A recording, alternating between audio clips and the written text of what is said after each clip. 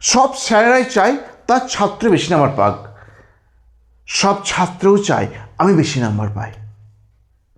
কিন্তু এই দুটার মধ্যে তোমাকে ঠিক প্রসেসে এগিয়ে যেতে হবে। হাতে লেখা পরিষ্কার পরিচ্ছন্ন থাকলে হ্যাঁ বেশি নাম্বার পাওয়া যায়,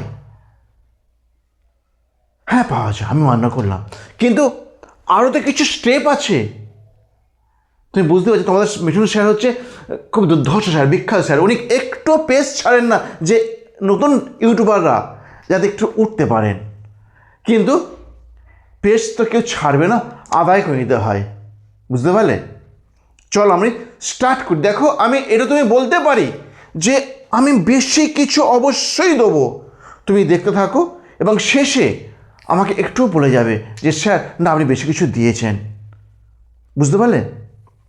চলো আমি স্টার্ট করি আমাদের ভিডিও। চলো বন্ধু, please subscribe my channel and you must press the bell icon for notification. চলো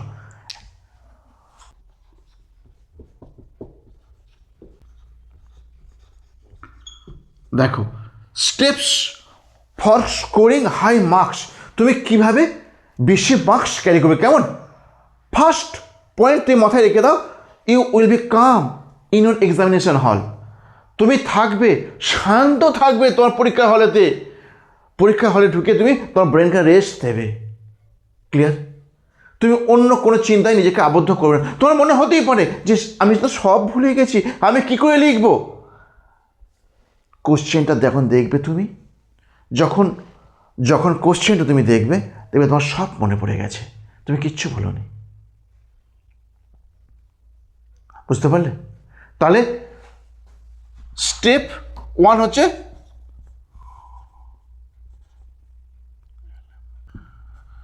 কামনেস, স্থিরতা।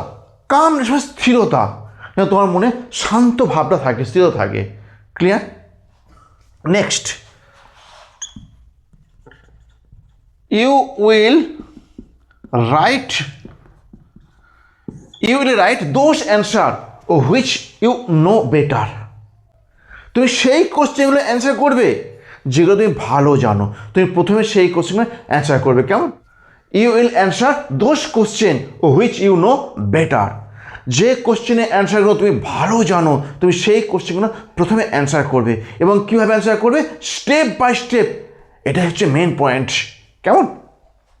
দেখো আমি কালকে আমার ক্লাস 12-এর 4th সেমিস্টারে পরীক্ষা নিয়েছি, সেখানে ওরা কিছু মিস্টেক করেছে, সেই মিস্টেকগুলো আজকে তোমাকে দেখাবো। কেমন? আচ্ছা বলছি, স্যার যখন খাতা চেক করেন প্রথমে কি দেখেন? দেখো একটা তুমি যে বাক্য লিখেছো না, তুমি যে বাক্য লিখেছো প্রথমে দেখবে স্পেলিং মিস্টেক।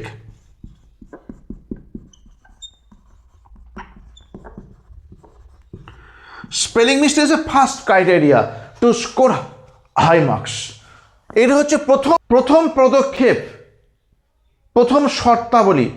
এইটা হচ্ছে প্রথম শর্তাবলী তুমি কীভাবে হাই মার্কস পাবে। প্রথম স্পেলিং মিস্টেক করা যাবে না। স্যার যখন পড়তে যাবেন না, এরকম পড়তে যাবেন না, তখন যখন স্পেলিং থাকবে তখন তিনি দাগ দিয়ে চলে যাবেন। নেক্সট হচ্ছে গ্রামাটিক্যাল মিস্টেক।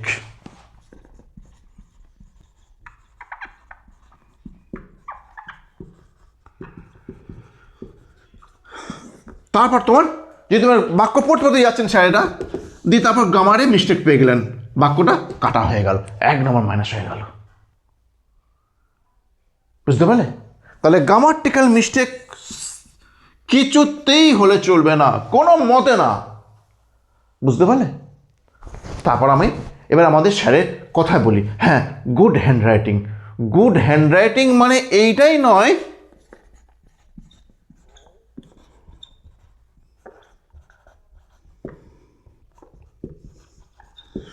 গুড হ্যান্ডরাইটিং মানে এটাই নয় তোমাকে বেশ পরিপাটি সাজিয়ে লিখতে হবে।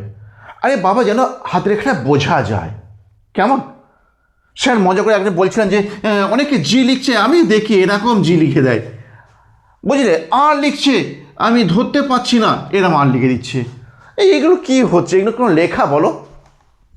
হ্যাঁ, এগুলো লেখা? স্যার এগুলো বুঝতে পারবেন না, তোমাকে নাম্বার দেবেন না। তাহলে দেখো না, আমি একটা কথা বলবো, তুমি কিন্তু পরিশ্রম করছো, এরকম খারাপ খারাপ হাতের লেখা নিয়ে তুমি কিন্তু পরিশ্রম করছো, তোমাকে লিখতে তো হচ্ছে এগুলো। যদি তুমি জিটা এইভাবে লেখো, এই তো মিটে গেল। তুমি যে 8টা এইভাবে লেখো, এই তো মিটে গেল। কেমন? তোমার এরম লিখতে কী যাইছে, যে কী অসুবিধা হচ্ছে বলো? আমি এই ব্যাপারে তোমাকে একটা স্টোরি বলছি, শুনে, তোমার একটা গল্প শুনে নাও। দেখো, তুমি একটা বাড়িতে ভোজ খেতে গেছো, সেখানে মাংসটা রান্না করা হয়েছে, খুব টেস্টি মাংস, মানে মাংসের সমস্ত মশলা সব দেওয়া আছে, মাংসটা খেতে খুব সুন্দর, খুব সুন্দর মাংসটা খেতে, বুঝলে? কিন্তু তোমাকে দিয়েছে একটা ভালো বাটিতে, পরিষ্কার পরিচ্ছন্ন পাত্রে দিয়েছে, অ্যান্ড অন্যজনকে দিয়েছে একটা ছেঁড়া পাতায়। যেরকম তোমাকে দিয়েছে ভালো পাত্রে, পরিষ্কার পরিচ্ছন্ন পাত্রে, আর একজনকে দিয়েছে মাটির ওপর।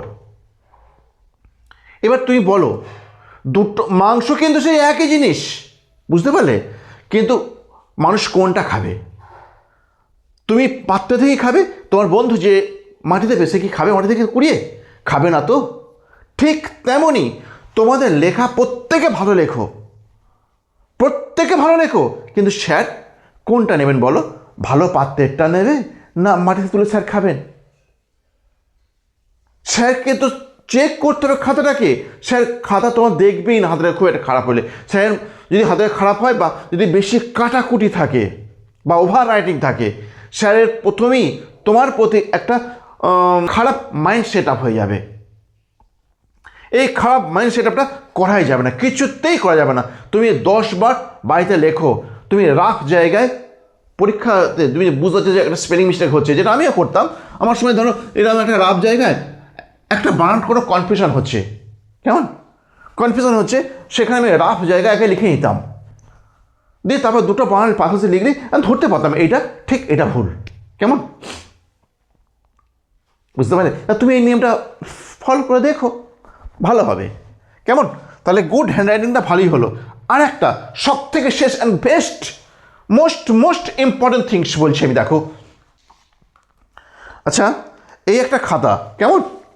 এই খাতাটা আমি নামটা চাপাতে দিয়েছি, বুঝতে পারলে?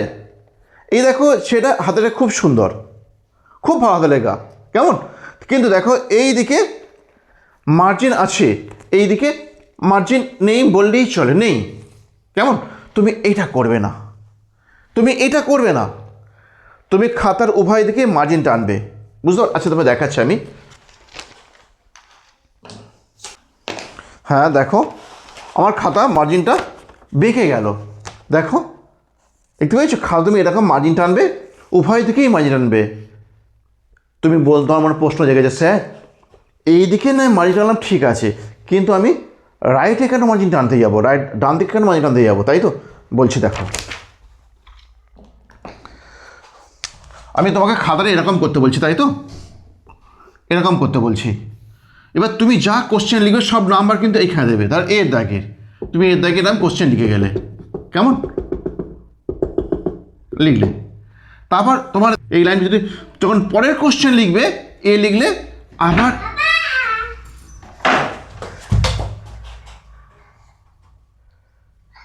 যা বাবা যা, ভিডিও করিয়ে নি বাবা।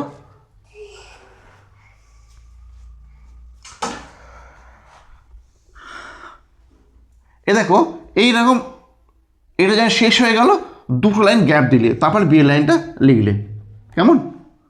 বি লাইনে লিখলে এরকম গ্যাপ দেবে তুমি। তোমার মনে পড়ছে আর আমার পেজ তো এই পর্যন্ত, আমি কেন এইখানটা ফাঁকা রেখে দেবো? যখন স্যার নাম্বার বসাবে তোমার কোশ্চেনে, এই গ্যাপগুলো তোমার নাম্বার বসাবে, এই গ্যাপগুলোতে, কেমন? এটা তুমি দুইয়ের মধ্যে 2 পেয়েছো, 2 মার্কস হবে, 2 মার্কস পেয়েছো, এইটাই তুমি 1.5 পেয়েছো, কেমন? এই নাম্বারগুলো বসাবেন। সব সময় এই নিয়মটা ফলো করে চলবে। আর একটা ভালো তথ্য, তোমাদের এইবারে সেমিস্টার থেকে তুমি কোনো লুজ সেট নিতে পারবে না, তোমার ওখানেই যা পেজ আছে ওটা এক্সট্রা হয়ে যাবে, কেমন? তোমার এতে সুবিধা কী হচ্ছে, যে তোমার পাতা সোনা ছিঁড়ে যেত, পিন দিয়ে আটকাতে বা সুতোতে বাঁধতে, সে সুতো কেটে যেত অনেক সময়, সেইটার হবে না, কেমন? এই ভিডিওটায় তুমি কিছু এটা মনে রেখে দেবে, যদি এইবার আমি রিয়াল করতে না পারি, আমি কখনো পারবো না। Class 10 and class 12 most vital place of your life. You cannot cheat your parents who had teach you walking with your hand. তুমি পারো না ঠকায় তোমার বাবা মাকে, যে তোমাকে শিখিয়েছে হাত ধরে হাঁটতে শিখিয়েছে। তুমি পারো না। সবার আগে ভাববে সেই বাবা মার কথা ভাববে, আমি যদি এটা করি আমার বাবা মা কি ভাববে, পাঁচজনে কি ভাবে তুমি ভাববে না, আমার বাবা খুশি হবে তো। কেমন? তুমি এমন স্বার্থপর হয়েও না যাতে রাতে না পড়ে বা পড়াশোনা না করে খেলতে যাচ্ছ। যে বাবা মা তোমাকে আঙুল ধরে হাঁটা শিখিয়েছে, তুই সেই বাবা মার কথা সবার আগে ভাববে। তুমি দেখবে যে ওই বাবা মাই তোমার আনন্দিত হবে, তোমার দুঃখে দুঃখিত হবে। তোমার কোনো বন্ধু না, তুমি কোনো বন্ধুকে তোমার দুঃখের কথা তুমি যদি বলে থাকো, হ্যাঁ তোমার বন্ধু তোমার দুঃখের কথা শুনবে, কিন্তু যাই তুমি পিছন হবে তোমার পিএনপিসি করবে, পরনিন্দা পরচর্চা, পিএনপিসি। বুঝতে পারবে? তাহলে be careful, don't cheat your parents. কেমন? Bye by.